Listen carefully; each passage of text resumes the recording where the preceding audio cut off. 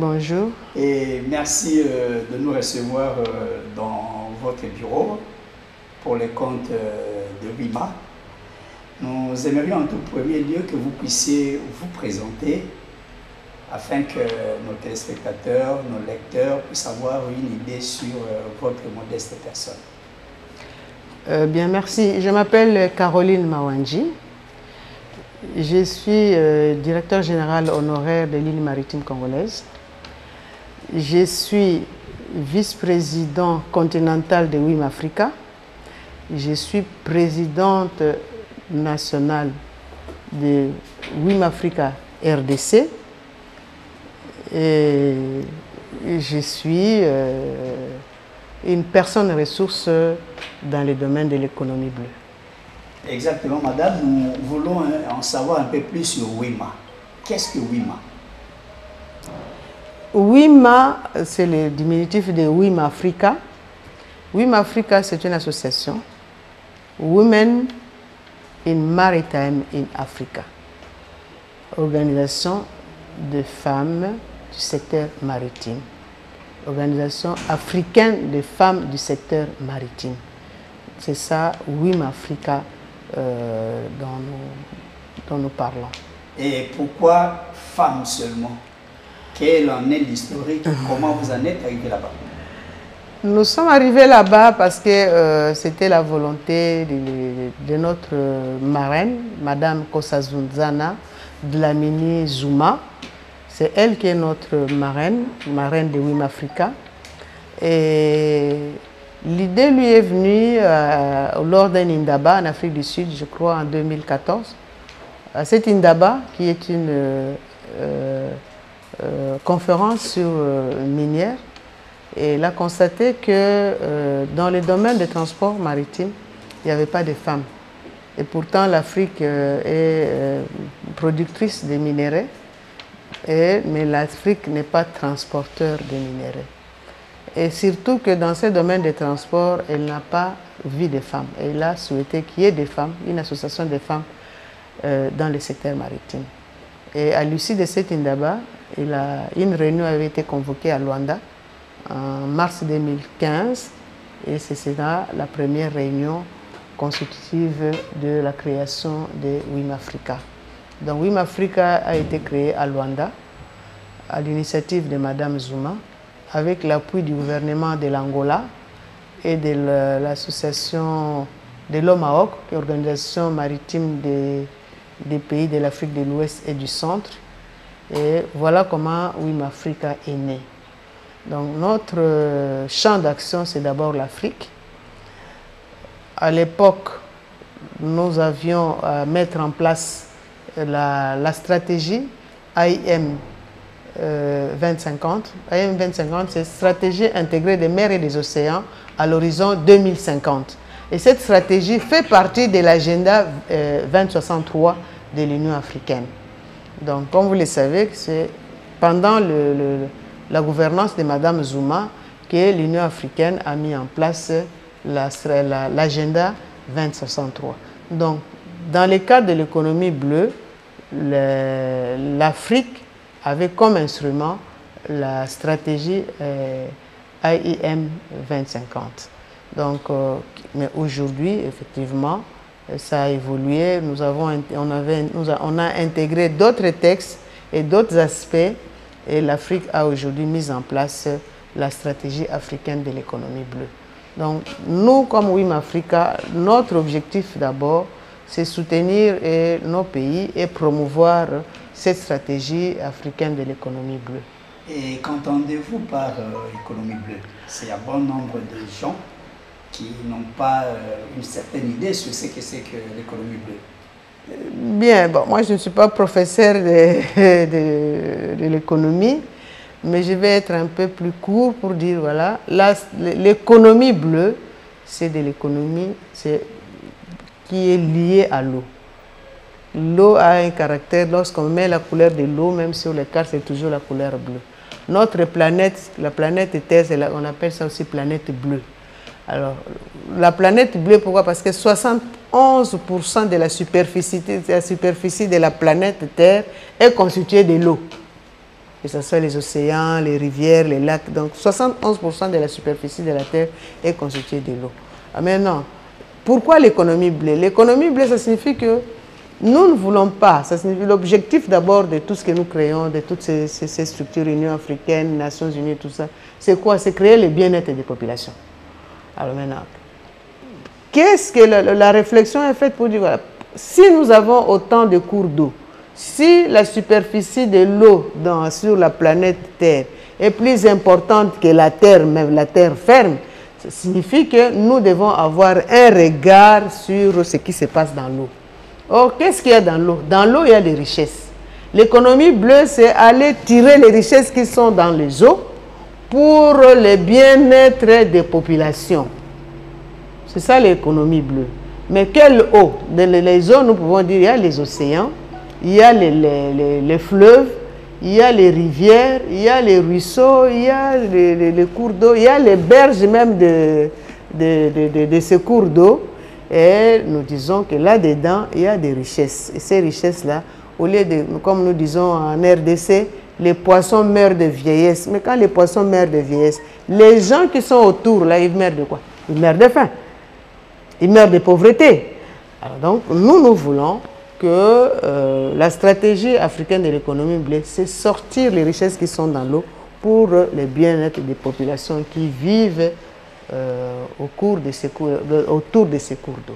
Voilà un peu l'idée, pas trop compliquée pour comprendre c'est quoi l'économie bleue. Et là, dans l'économie bleue, il y a plusieurs domaines dans l'économie bleue. Vous avez plusieurs secteurs plutôt. Vous avez les secteurs de transport maritime ou les transports par voie d'eau. Si on parle de transport maritime, c'est parce que 80% ou plus de 80% des échanges passent par voie d'eau. Donc ce sont les navires qui transportent les gros des échanges maritimes. Pour notre cas, nous pouvons dire pour la RDC, nous produisons des minéraux. Mais ces minéraux, nous ne les consommons pas ici en RDC. Ces minéraux sont transportés et sont vendus ailleurs. Donc, pour vendre ces minéraux à l'extérieur, nous pouvons les amener dans les ports, comme les ports de Durban, comme les ports de Dar es Salaam ou les ports de Mombasa. Mais in fine, les navires viendront les chercher dans les ports pour amener ces minéraux dans les ports de destination. Donc, le transport maritime, c'est un des domaines de l'économie bleue, parce qu'on parle de transport maritime. Chez nous, par exemple, en RDC, quelles sont les sociétés qui les structurent? Nous avons l'armement national qui est l'île maritime congolaise, nous avons le GFREM qui est conseil des chargeurs, nous avons la SCTP qui est la gestion des ports, nous avons la régie des voies fluviales qui gère les ports, pardon, pas les ports, mais qui doit assurer le balisage et le dragage du bief fluvial, donc moyen et inférieur. Nous avons, et plutôt supérieur, nous avons la CEVEN qui doit assurer le dragage et le balisage du bief maritime, ainsi que le dragage des ports maritimes. Ça, c'est la CEVEN. Donc, mais maintenant, nous avons aussi les agents maritimes. Nous avons les transitaires, nous avons les consignataires des navires. Toutes ces personnes sont liées à l'activité maritime. Alors, maintenant, nous avons un autre domaine, le domaine de la pêche. De la pêche, la pêche, c'est aussi un domaine de l'économie bleue. Dans l'eau, il y a les poissons. Les poissons, c'est créé par Dieu. Vous pouvez aller prendre. Question de trouver les équipements pour aller prendre les poissons qui sont dans l'eau. Quand vous avez sorti les poissons, ce sont les hommes qui vont à la pêche. Jusque-là, dans nos rivières et nos fleuves, nous sommes encore dans la pêche artisanale. Nous n'avons pas de pêche industrielle. Est-ce qu'on ne peut pas développer la pêche industrielle? Alors, dans le domaine de la pêche toujours, aujourd'hui, par rapport aux années 60, les produits de la pêche, même industrielle, représentent 40%. Les poissons que nous consommons, qu'on consomme dans le monde, il y a 40% qui viennent de la, disons, de la production, la reproduction naturelle, par lesquels on passe par la pêche, que ce soit industrielle ou artisanale. Mais 60% des poissons ou des produits halieutiques que nous consommons viennent de l'aquaculture. Ça signifie que nous pouvons donc créer, ici nous parlons plus de la pisciculture, mais c'est plutôt la production des poissons de façon tout à fait comme nous faisons de la pisciculture, mais dans les lieux naturels. Ça signifie que si nous avons aujourd'hui un fleuve, comme nous avons le fleuve ici, nous disons, bon, à cet endroit, nous avons, les gens vont plus pêcher les nzanda ou les mboto. On va créer la culture de mboto à cet endroit-là. Donc, les mbotos seront généralement créés. Donc, on va nourrir les poissons dans leur milieu naturel et après un certain temps, nous allons le récupérer. Donc, là, nous appelons ça l'aquaculture. Déjà, si j'ai une bonne souvenance, déjà que c'est le FPI qui a financé un projet de jeunes dans le Nord Kivu pour les projets d'aquaculture. Mais c'est un petit projet. Mais ces pays, nous sommes grands. Quand nous sommes grands, nous devons produire. Produire pas seulement pour la consommation, nous devons dire, nous ne sommes pas des consommateurs, nous devons être aussi des producteurs. C'est-à-dire produire aussi pour vendre. Produire, pas seulement pour nous, nous devons aussi vendre. C'est-à-dire on produit pour créer la richesse. Bon, pas seulement que nous, on va chercher les poissons en Namibie. En Namibie, nous allons là-bas pour acheter par exemple les impurités. Ça, c'est la production naturelle. Mais la Namibie elle-même fait aussi de l'aquaculture. L'Ouganda fait de l'aquaculture. Lorsque nous allons là-bas pour acheter les tilapias que nous allons chercher en Ouganda, c'est les produits de l'aquaculture. L'aquaculture, ça c'est l'Ouganda produit les poissons. Que nous pouvons aussi faire chez nous. Que nous pouvons aussi faire chez nous. C'est-à-dire les poissons qui sont dans les lacs Albert, qui nous sont dans les lacs. Donc, outre la pêche normale, la pêche artisanale, parce que ce n'est pas industriel, ça signifie que nous pouvons aussi créer des espaces où nous pouvons assurer la reproduction des poissons avec, d'une manière, une manière économique. Nous avons parlé des problèmes des domaines de la pêche. Évidemment, il faudrait aussi encadrer les personnes qui sont dans les domaines de la pêche. Nous, dans le WIM Africa, nous disons, ce sont les hommes qui vont à la pêche. Ce sont les hommes qui vont entretenir les champs ou les plantations, le lieu de reproduction des poissons dans le cadre de l'aquaculture. Mais in fine, ce sont les femmes qui vendent. Quand nous allons dans nos différents ports, petits marchés, dans les ports ou les beaches, plus vous trouverez les femmes. Donc, il faut encadrer les femmes et leur donner les moyens pour pouvoir assurer leur autonomie. Il ne faut pas que les produits de la pêche, quand elles reçoivent les produits de la pêche, que ça puisse pourrir. Comment elles peuvent augmenter leurs revenus avec les produits de la pêche. Un autre domaine, c'est le domaine du tourisme. Le tourisme maritime ou par voie d'eau, vous parlerez vous-même, à l'époque, quand nous avions l'époque coloniale, même dans les années 70 jusqu'à dans les années 80, les gens pouvaient encore se permettre de faire le tourisme sur les fleuves. Hein. Les randonnées, et même quand il y avait, même pendant les vacances scolaires, il y avait l'ONATRA avait des bateaux qui pouvaient assurer le transport des personnes dans de bonnes conditions. Mais aujourd'hui, nous ne les avons pas. Ça signifie en fait, nous avons, comme je le dis toujours, nous avons acquis peut-être un esprit plus de jouissance que de création. Personne ne nous empêche, nous demandons seulement à l'État d'encadrer les personnes qui peuvent bien assurer, mettre leurs moyens pour assurer les activités touristiques sur nos rivières et sur notre fleuve. Les seuls bâtiments que nous avons aujourd'hui, à part Majestic River, il y a encore autre chose. Bon, même si on a des bateaux, mais ces bateaux-là vont accoster où? Dans quel beach? Dans quel port? Oui. Donc nous ne pouvons pas laisser les lieux d'accostage à l'état sauvage. Bon, permettez-moi. Donc tout ça, nous disons, on peut améliorer. Améliorer pour dire, voilà, ok. Nous voulons faire du tourisme, mais améliorons les lieux d'accostage. Quelqu'un vient avec les bateaux, l'État, lui, a les lieux d'accostage. Les privés viennent avec les bateaux. L'individu vient avec l'argent, il entre dans les bateaux, mais dans les lieux d'accostage, mais il y a toutes les commodités pour que la personne qui fait le tourisme, qui veut se promener, que ce soit dans les bonnes conditions. Alors, nous parlons du tourisme toujours, mais il y a aussi le tourisme maritime. Le tourisme maritime, nous savons qu'en pareille période, il fait froid en Amérique et en Europe et que les personnes souhaiteraient faire leur croisière vers le sud. Ici, il fait moins froid, mais au moins ils se promènent. Combien de paquebots accostent à notre côte, même si nous n'avons que 40 km? Est-ce qu'on a prévu un endroit où on peut faire accoster un paquebot? Non. Ça signifie que les bateaux ou les paquebots quittent l'Amérique ou quittent l'Europe, ils vont en Afrique du Sud, ils vont aux Seychelles, ils vont à l'île Maurice, sans passer par chez nous. Donc c'est un manque à gagner considérable. Ah, mais vous n'avez pas investi. Vous n'avez pas investi. Et que peut faire WIMA dans ce WIMA n'est qu'une association. WIMA n'a que la bouche là pour parler.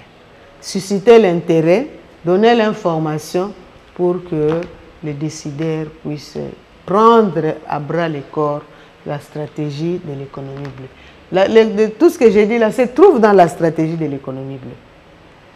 Ça se trouve dans la stratégie de l'économie bleue. En 2018, au mois de décembre, on a organisé une grande conférence sur l'économie bleue avec les engagements pays. La réunion, la conférence a été organisée à Nairobi et c'était présidé par le Portugal et le Kenya. La RDC était représentée à cette réunion-là par le ministre du Plan d'alors, l'actuel président du Sénat, M. Bahati Lukuta.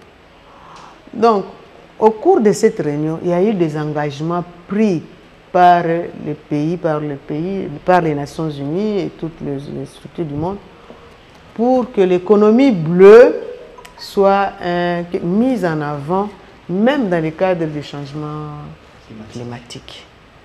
Parce que les océans absorbent une quantité importante de carbone. Alors, donc ça signifie les eaux, nous qui avons une hydrologie importante, ça signifie nous consommons aussi plus. Ça signifie que nous devons avoir un regard sur l'eau. Oh, nous n'avons pas un regard sur l'eau. Et comment vous faites pour encadrer et former les femmes œuvrant dans tous ces secteurs maritimes? Donc, je crois que les femmes, d'abord, doivent d'abord adhérer à WIMA. L'adhésion à WIMA est ouverte. Ce n'est pas parce que les femmes doivent être travaillées. D'abord, on donne, évidemment, c'est normal que la priorité soit donnée aux femmes qui sont déjà dans les secteurs. Ça signifie qu'ils travaillent dans les entreprises du secteur. Mais le domaine de l'économie est tellement vaste que nous ne pouvons pas fermer la porte. Et quand les femmes viennent chez nous, ça donne d'abord l'information. L'information, ça veut dire savoir d'abord, effectivement, voici la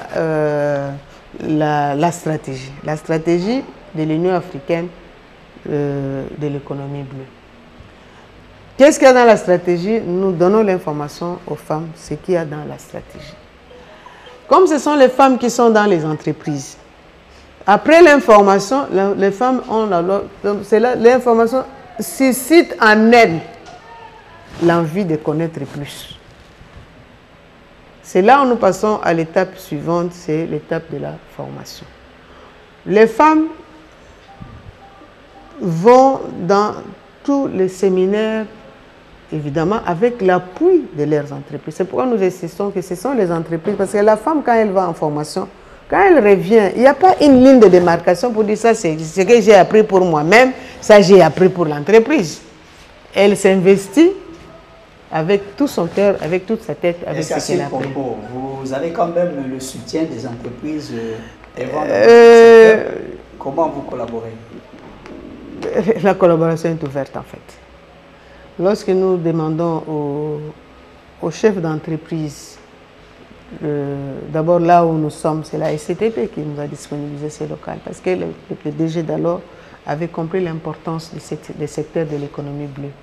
Lorsque les femmes de la SCTP, je prends les cas, vont dans un séminaire, par exemple à Pointe-Noire, nous finissons toujours notre formation par la visite du port de Pointe-Noire, par les rencontres avec les collègues de Pointe-Noire. Cet échange fait que les femmes vont comprendre, non, effectivement, dans ces domaines-là, nous sommes performants ou nous ne sommes pas performants. Cette femme, les femmes, quand elles vont revenir, elles vont donner l'information à la direction. Elles vont déposer leur rapport de mission. Et le rapport est exploité par la haute direction. Même si ce rapport est ramené par les femmes. Mais pour l'entreprise, c'est l'information qui est essentielle. Cette information est indispensable pour l'entreprise. Alors, mais lorsqu'il y a par exemple un déplacement ou une conférence, les chefs d'entreprise peuvent désigner, outre les femmes, un collaborateur, un directeur. Nous sommes allés à Yaoundé dans le cadre de la digitalisation des ports, mais il y avait les femmes, mais il y avait aussi délégués par la direction. Ah, ok. Parce que ce n'est pas la voix des femmes seulement. On dit, bon, les femmes ont dit ça, mais est-ce que les hommes ne peuvent pas les voir? Est-ce que... Non, c'est ouvert. Et par rapport à l'État, par rapport au gouvernement, quel genre de relation entretenez-vous? Est-ce qu'il y a un feedback? Bon, de toute la première chose, ça signifie que WIMA Africa est une structure continentale, mais WIMA RDC est une structure nationale. La création, pour fonctionner, nous avons un arrêté du ministre du Transport. Nous avons un arrêté du ministre du Genre. Donc nous ne fonctionnons pas d'une manière... Donc nous avons rempli toutes les conditions pour fonctionner comme une association sans but lucratif en RDC. Donc, maintenant, le ministère de Transport, donc toute activité qui est liée. Donc nous disons en fait, nous sommes une structure ressource, mais nous apportons aussi les genres. La notion du genre dans les transports maritimes qui n'existait pas. Avant WIMA Africa, on ne parlait pas du genre dans les domaines maritimes. Parce que dans le domaine maritime, outre WIMA Africa qui travaille directement avec l'Union africaine, parce que nous avons un protocole d'entente avec l'Union africaine, mais WIMA Africa, nous avons aussi les statuts. Nous venons de recevoir les statuts de l'ECOSOC, donc avec les Nations Unies. Toujours WIMA. WIMA Africa. Ouais. Nous avons un protocole d'entente avec l'Union africaine.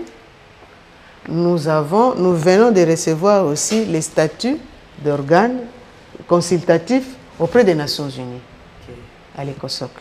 Donc aujourd'hui, les membres de WIMA sont des experts, des personnes ressources qui peuvent être invités dans le cadre de l'économie bleue aux Nations Unies, soit à Genève, soit à New York ou à Vienne.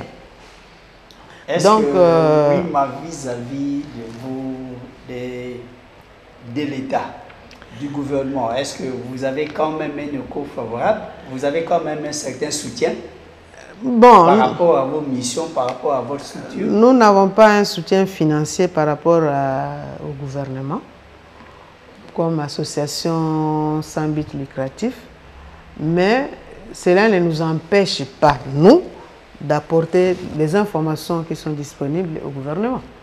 Ça signifie que si moi je dois me déplacer, comme nous venons de Lomé, bon, je suis parti avec un ordre de mission, bien que je ne suis pas en charge du trésor public, mais moi, l'État sait qu'il y a une délégation de WIMA qui est parti à l'extérieur. Et l'État exploite aussi vos recommandations. Bon. Maintenant, lorsque nous revenons avec, après une mission, nous faisons un rapport et nous faisons aussi des recommandations auprès du gouvernement. Alors le gouvernement, nous travaillons plus avec le ministère des Transports, voie des communications et des enclavements. Notre souci est que cette stratégie de l'économie bleue de l'Union africaine soit intégrée effectivement dans la planification de la République démocratique du Congo. Ce qui n'est pas le cas aujourd'hui. Ce qui n'est pas le cas aujourd'hui. Mais dans d'autres pays, ça existe. Dans d'autres pays, ça existe. Par exemple, nous avons au Togo, nous avons un ministère en charge de l'économie maritime, l'économie de la mer. Nous avons toujours au niveau du Togo un haut conseil de la mer. C'est l'importance qu'on attache à l'eau qui fait qu'on puisse donner toutes ces charges. Nous avons une autre société parce que nous avons parlé du secteur de l'économie bleue dans le cas de la production des richesses. Mais vous ne pouvez pas produire sans qu'il y ait la tranquillité, sans qu'il y ait la paix, sans qu'il y ait la sécurité, sans qu'il y ait la sûreté. Donc, toujours dans cette stratégie, il est prévu aussi les domaines, comment maintenir en fait les ports. Par exemple, on parle du code ISPS. Le code ISPS fait partie de comment les ports peuvent fonctionner sans crainte, travailler sans problème. Parce qu'un navire qui vient de l'extérieur, l'armateur ou le propriétaire veut que son navire arrive chez vous et rentre. Les personnels qui arrivent chez nous et rentrent sans problème. Mais si c'est un problème, un port où il y a des problèmes, où on dit par exemple c'est un port à haut risque, un port à haut risque signifie qu'il y a des coûts que vous payerez par exemple auprès des assurances qui seront très élevés si le port est sécure. Donc au regard de cela, dans d'autres pays comme on faisait, nous avons par exemple le secrétariat permanent de l'action de l'État en mer. Parce que si aujourd'hui, il y a les pirates qui peuvent venir ici, nous aurons déjà ce secrétariat de l'action de l'État en mer qui a déjà pris les dispositions avec les organismes compétents pour empêcher toutes ces histoires de la piraterie. Donc, nous pouvons passer toute une journée à parler du domaine de l'économie bleue, on a parlé du tourisme. Madame, de temps en temps, vous participez à des rencontres en dehors du pays, oui. Mais au niveau local, oui, mais apparemment, on n'a encore rien organisé. Mais c'est aussi de votre... si l'État ne vous donne pas la main, quelquefois, au niveau local, vous ne vous faites pas entendre. Si. Je me rappelle qu'on s'est retrouvé avec vous dans le cadre d'une journée de 8 mars ici où nous avons parlé toujours sur l'économie bleue. C'était sur invitation. Sur invitation de la SCTP, oui. N'est-ce pas? Alors, nous avons aussi organisé des conférences sur l'économie bleue avec les ministres des Transports dans le cadre de l'organisation de la journée africaine des mers et des océans. Et aussi, on a aussi parlé toujours de l'économie bleue dans le cadre de la journée mondiale de la mer. Mais effectivement, c'est peu. Mais pour un si grand pays, nous avons des projets. Nous devons organiser une grande conférence internationale, peut-être l'année prochaine, où nous pourrons peut-être avec un aura un peu plus grand pour que cette notion de l'économie bleue puisse soit ancrée. Parce que dans le sens, nous ne pouvons pas non plus parler seulement, parce qu'il y a aussi les aspects de la formation. Les jeunes que nous avons, nos jeunes ne peuvent pas continuer à aller mourir en Méditerranée ou je ne sais pas en traversant l'Atlantique pour aller chercher la vie, alors qu'ils peuvent aller chercher la vie tout en travaillant dans les bateaux par exemple.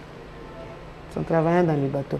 Donc, je ne sais pas, peut-être qu'il y a d'autres questions, d'autres préoccupations. Ouais. Comme vous avez un projet, c'est une très bonne chose. Est-ce que vous avez un message particulier pour les femmes, pour les entreprises de votre secteur et pour le gouvernement, par exemple? Bien, en guise de mot de la fin. En guise de mot de la fin, pour le gouvernement, nous disons que le domaine de l'économie bleue, c'est un domaine très vaste. L'objectif, comme nous avons dit, c'est de la mise en place que oui, mais nous avons, c'est que cette stratégie africaine de l'économie blé soit effectivement mise en place en RDC, que nous regardions plus ce qu'il y a dans nos eaux, parce que nous ne pouvons pas avoir autant de cours d'eau, parce que je prends un cas, il y a coupure d'eau ici dans la ville de Kinshasa, et pourtant nous avons plusieurs petits ruisseaux ici, mais ces ruisseaux sont dans quel état? Dans un état déplorable, très sale. Alors que ne fût-ce que mettre la propriété de ces ruisseaux que nous appelons des calamous, si tout était propre, donc les gens ne feront même pas des kilomètres pour aller chercher l'eau, parce que l'eau qui serait autour de nos maisons serait déjà propre. Alors peut-être qu'il y aurait aussi des poissons là-dedans, mais nous avons tout détruit l'écosystème. Nous avons rempli de plastiques ces cours d'eau qui vont se déverser dans les fleuves, ainsi dans les océans. Un jour, nous allons manger quoi? Les poissons, nous allons manger les plastiques. Donc ça aussi, c'est un combat que nous devons mettre contre les plastiques qu'on déverse dans les cours d'eau. Pour les gouvernements, je crois qu'il y a un vaste domaine. Le secteur de l'économie blé, c'est un secteur de réduction de pauvreté, de création d'emplois. Alors s'il faut avoir un regard là-dessus, et que je crois que notre pays pourra sortir, il y aura dans quelques mois peut-être on peut créer beaucoup de structures en relation avec l'eau. Je crois que vous avez parlé avec M. Oumba de la création de l'autorité portuaire. On pourra créer l'autorité maritime. On peut créer, adhérer plutôt à la commission de courant de Benguela. Donc il y a beaucoup de choses qu'on peut créer en très peu de temps et créer aussi des emplois. Et pour les femmes, je crois que dans le cas des Nations Unies, donc l'OMI a déjà fait les statistiques. Les femmes du secteur maritime ne représentent que 2% des emplois dans le monde. 2% maintenant, nous devons voir ces 2% maintenant en RDC. Ça représente quel pourcentage? Quel est le pourcentage des femmes qui travaillent dans le secteur maritime? Nous avons intérêt aujourd'hui que les femmes soient formées et informées, formées pour accroître le nombre de femmes qui sont dans le secteur maritime. Et nous ne pouvons pas le faire sans l'appui des entreprises. Il y a les femmes qui sont dans les entreprises, mais il y a aussi les jeunes que nous devons encadrer pour assurer la relève dans le secteur de transport maritime. Bon, ce n'est pas une dernière interview, certainement nous trouverons une autre occasion pour parler. La matière est tellement abondante, profonde, que nous devons vraiment aller dans les détails, dans tous les volets, dans tous les aspects que vous avez soulevés, évoqués.